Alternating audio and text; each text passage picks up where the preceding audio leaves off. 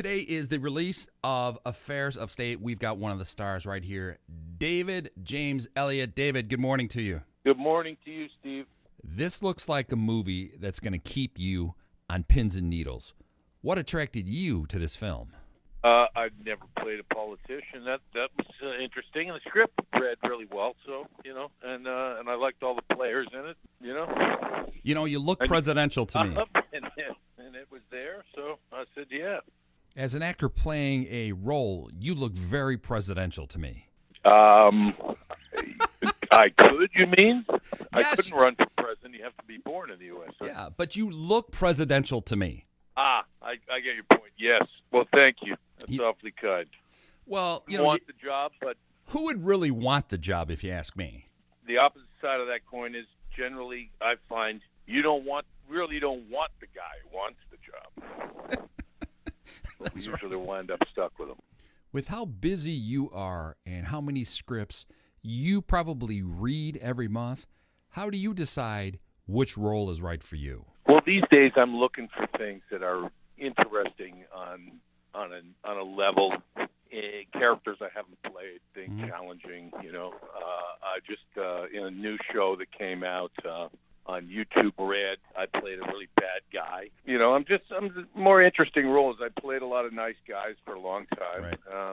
So I'd never played a politician. I never played a presidential candidate. Considering the roles that you've played, mostly good guys, is it just more fun to play a bad guy? More fun to play the bad guy, always. I don't know why. Maybe it goes against character, my innate character, But growing up as the middle son of three, weren't you always the bad guy? Yeah. Well, you were never the good guy. I don't know if you were always the bad guy, but you were definitely never the good guy. You were always old enough to know better and not young enough to get away with anything. As the middle son of three, how did that affect your success in Los Angeles? I'm more tenacious because nothing was ever handed to me. I'd say that helped. I grew to be very patient, and I could put up with a little abuse, so certainly helped. See, I have a couple of younger brothers and an older brother and some sisters, so family abuse is fun and something we must all do. We should all embrace it, or we have to endure it. You have to actually do both. You being in the middle, you have one that you get to make fun of when they're young, and one older. Life couldn't be better for you. Yes. Yeah, I had an older brother who would beat me up, and then but I also had a younger brother that I could beat up. So that's the best case for it all. Tell us about working with Mimi Rogers on this project. I didn't have a lot of scenes with her, but I had a few, and she was lovely and very supportive and easy to work with. As was everybody on the show. We had a good time, and we shot in Virginia. I'd never been to Virginia. Loved it there. Place I would love to go back. It was a lot of fun. So tell us through the process of being cast for this. Did you sit down with the producers and directors? Was this part essentially written for you, or did you have to go through the traditional auditioning process? No, they offered me the role. I read the script. I liked it. I spoke with the director on the phone, and I signed on. I think your fans are really going to like that the film Affairs of State is being released not only in some theaters across the country, but also video on demand.